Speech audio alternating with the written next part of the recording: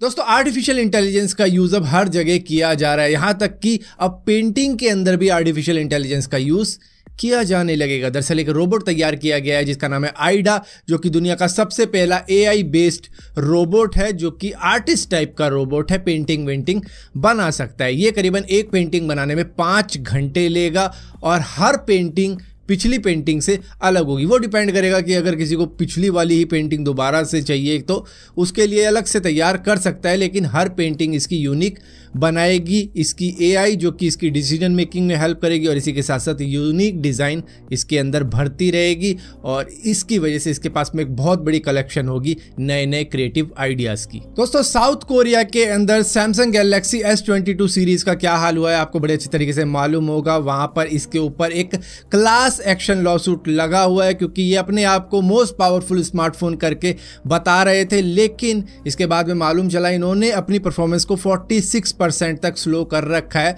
Processor की, जिसकी वजह से यूज़र को उतना मज़ा आ नहीं रहा था। और इससे क्या हुआ कि सैमसंग की क्रेडिबिलिटी पे शक हो गया और वहाँ पर इसकी सेल थोड़ी सी थम सी गई, क्योंकि आईफोन के बराबर ही प्राइस था इसका, जहाँ पर पूरी सीरीज़ के ऊपर तो खैर कालक पुत गई है, लेकिन फिर भी जो मेन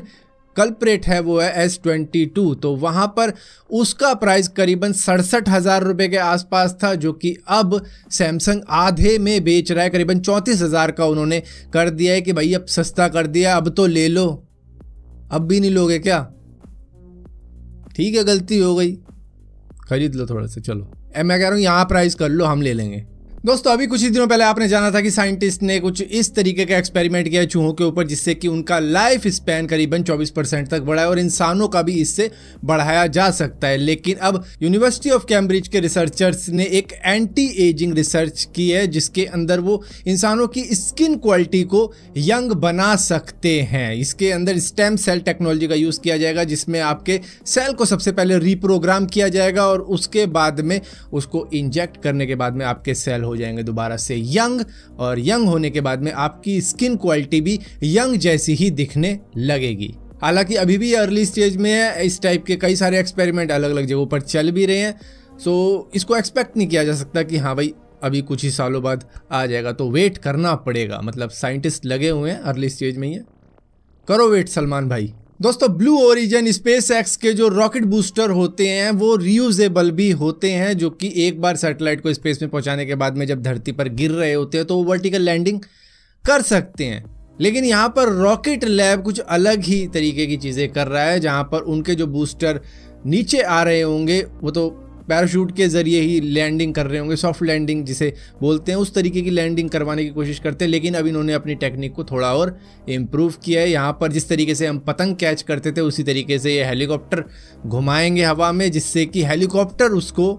कैच करेगा और किसी तरीके से उसको ज़मीन पर गिरने से रोकेगा, वरना ज़्यादा डैमेज हो जाएगा। दोस्तों इंडिया के इकोनॉमिक एडवाइज़र का मानना है कि डिजिटल रुपी एलिमिनेट नहीं करेगी क्रिप्टो को इंडिया से। अगर क्रिप्टो को एलिमिनेट करना है इंडिया से तो इसके लिए दूसरे प्लान सोचने पड़ेंगे। लेकिन I think crypto currency eliminate की ही नहीं जा सकती किसी भी कंट्री से, क्योंकि ये तो इंटरनेट के ऊपर फैली हुई है और इंटरनेट जहाँ है वहीं पर क्रिप्टो करेंसी आ जाएगी। वो बात अलग है कि आप पैसे किस तरीके से निकालोगे, लेकिन हाँ क्रिप्टो करेंसी में जो डाल के बैठा हुआ है वो तो कहीं ना कहीं देश में जाके, अगर बड़ी करेंसी है तो किसी और देश में जाके भी निकालने का ट्राई कर सकता है, या फिर संभाल के रखेगा जब तक सिचुएशन ठीक नहीं हो जाती। तो यहाँ पर कहा जा रहा है कि ये क्रिप्टो करेंसी जो है ये टैक्स इन्वेजन के लिए होती है, मनी लॉन्ड्रिंग के लिए होती है, तो वो जो चीज़ें कर रहे हैं लोग वो बंद नहीं कर पाएगा डिजिटल रुपी। लेकिन डिजिटल रुपी मेरे हिसाब से इसलिए है कि आप अपनी क्रिप्टो करेंसी को डिजिटल रुपी में कन्वर्ट करो और उसके बाद में डायरेक्टली अपने बैंक में ले सकते हो, जिससे कि क्या होगा कि आपकी वो मनी लीगल हो जाएगी, एक तरीके से वाइट मनी कह सकते हो, क्योंकि उस पर फिर 30% का टैक्स भी देना पड़ेगा। दोस्तों अभी तक तो हम व्हाट्सएप पे उन्हीं को मैसेज उन्हीं को कॉल कर सकते हैं जो कि हमारी कॉन्टैक्ट लिस्ट के अंदर ऐड है, और कोई हमें नंबर भी देता है तो उसको पहले ऐड करना पड़ता है, फिर उसको व्हाट्सएप पे देखना पड़ता है कि है भी या नहीं है, फिर जाके आप उसको मैसेज कर सकते हो। अगर नहीं है तो नहीं हो पाएगा, लेकिन है तो उसको मैसेज हो जाता है। लेकिन व्हाट्सएप अब एक ऐसा सीन क्रिएट करने की सोच रहा है जिससे कि आप किसी को भी मैसेज कर सकोगे जो आपके कॉन्टैक्ट लिस्ट के अंदर ऐड नहीं है। मतलब डायरेक्टली अननोन बंदे को भी मैसेज किया जा सकता है, कॉल किया जा सकता है, ऐसे फीचर ये लाने वाला है। दोस्तों एप्पल ने iOS 15.4.1 की अपडेट दी थी, जिसके बाद में कई यूज़र अगर चाह रहे हैं कि वो ओल्डर वर्जन पे चले जाएं 15.4 पे, वो उस पे जा नहीं पा रहे हैं। यहाँ पर एप्पल ने खुद कहा है कि भैया 15.5 की अपडेट नज़दीक है, कुछ ही महीनों बाद आ जाएगी, तो तुम 15.4.1 पे ही टिके रहो, क्योंकि बैक जाना थोड़ा सा मुश्किल है, जाना हो नहीं पाएगा क्योंकि कई सारे बग हैं उसके अंदर, इसकी वजह से आप रिवर्स नहीं कर सकते। हाँ, जुगाड़ू बंदे कुछ ना कुछ तरीका लगा के किसी तरीके से पहुंच ही जाएंगे 15.4 पे, लेकिन ऑफिशियली नहीं है कोई भी तरीका बैक जाने का। इसमें कई मेजर अपडेट हुई है, जैसे कि मास्क पहन के भी आप फेस आईडी को यूज़ कर सकते हो और अपने फ़ोन को अनलॉक कर सकते हो, और इसी के साथ साथ बैटरी ड्रेन का भी इशू था 15.4 पे, लेकिन इसमें उसको फिक्स कर दिया, तो क्यों जाना है वापस। सो फिलहाल के लिए दोस्तों इस वीडियो के अंदर इतनी अपडेट्स थी। अगर ये वीडियो आपको पसंद आती है तो इस वीडियो को लाइक जरूर करना, शेयर जरूर करना, और इसी तरीके की और भी वीडियो देखने के लिए इस चैनल को सब्सक्राइब जरूर करना, और सब्सक्राइब किया है तब बेल का आइकॉन जरूर दबाना, वरना आपको मालूम भी नहीं चलेगा मैंने कोई वीडियो डाली भी है।